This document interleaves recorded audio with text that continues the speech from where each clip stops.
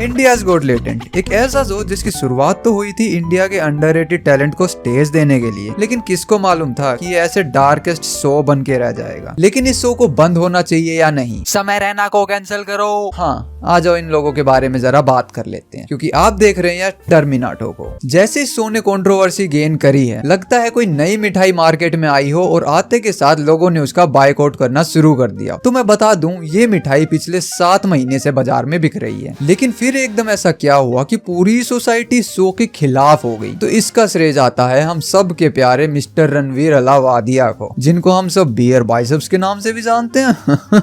इस इंसान ने कसम खा रखी है कि रोज अपनी जिंदगी में कुछ क्रेजी करना ही है। बात है एक दिन की, जब समय भैया को नींद नहीं आ रही थी, तो कुछ क्रेजी करने के लिए उनने मिस्टर रणवीर अलावादिया को एज ए जज बुला लिया अपने शो में। बस फिर क्या था, पहुंच गए हमारे भैया अगले दिन और आते के साथ में ऐसा डार्क जोक पेल दिया कि खुद की तो पिटवाई, साथ में पिटवाई समय भैया की भी, साथ में पिटवाई और 4 जजेस की, और पिटवा दिया पूरा शो। भाई का पूरा मानना है कि हम तो डूबे भी ले डूबेंगे सनम। जहां आशीष भाई बेचारे अपने ग्रैंड ओपनिंग की तैयारी कर रहे थे, उन पे होगी FIR। अब ग्रैंड ओपनिंग का तो पता नहीं, मगर ग्रैंड से मिलता जुलता कुछ और जरूर ओपन हो रहा है। मुझे लगा था मैं ब्रेकअप के बारे में जानना करती हूँ, फिर मैं आशिक भाई से मिली।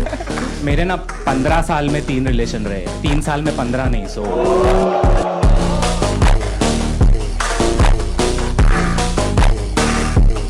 लेकिन भैया फिर ये सोसाइटी क्यों भड़क गई शो के खिलाफ? तो मिस्टर रणवीर अलावादिया का वो डार्क जोक सुनकर हमारी सोसाइटी भड़क गई कि भैया आप तो सोसाइटी के लिए एक थ्रेट हो, क्योंकि आपने तो एक ऐसा डार्क जोक पेल दिया, वो भी उस शो के अंदर जो पिछले 7 महीने से डार्क जोक पेले ही जा रहा है। लेकिन ब्रो, सोसाइटी में तो शरीफ लोग रहते हैं ना। हाँ बिल्कुल, इस सोसाइटी में आपके दोस्त निखिल जैसे ही लोग रहते हैं, जो ज्यादा तो नहीं मगर हर दूसरे सन किसी तीसरे इंसान को माँ बहन की गाली दे रहे हैं, वो भी रोड के ऊपर। लेकिन ये लोग हमेशा गलत चीज के खिलाफ जरूर खड़े होते हैं, मगर पता नहीं क्यों भूल जाते हैं कि खुद दूध के धुले नहीं है। और इससे पहले ज्यूरी अपना फैसला सुनाए तो मैं अदालत को याद दिला दूं कि इस जेनजी सोसाइटी से पहले हमारे पास एक OG सोसाइटी भी थी, जिसने एक 1000+ ओरा वाली बात कही थी कि बेटा अगर सुबह का भूला शाम को घर लौटाए तो उसको भूला नहीं कहते। मिस्टर रणवीर अलावादिया ने एक वीडियो पोस्ट करी जिनके अंदर उनने साफ माफी मांग ली कि भैया मेरे से होगी गलती, ये स्टैंड अप मेरे बस की चीज नहीं है, मेरे को माफ कर दो। Comment wasn't just inappropriate, it wasn't even funny.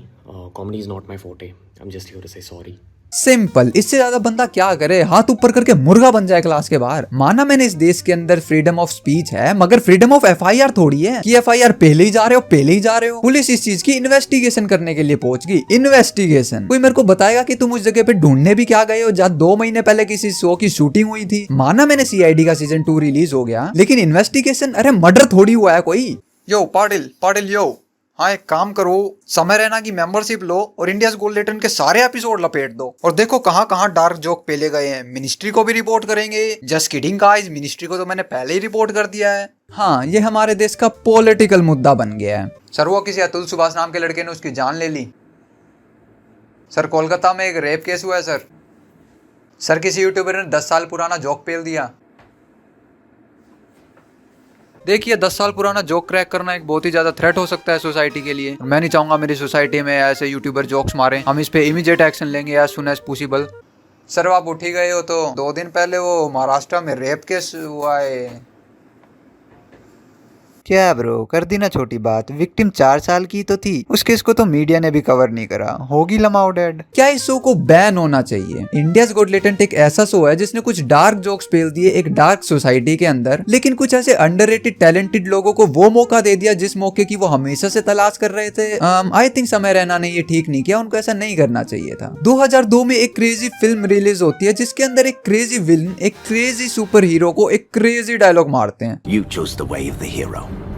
And they found you amusing for a while, the people of this city.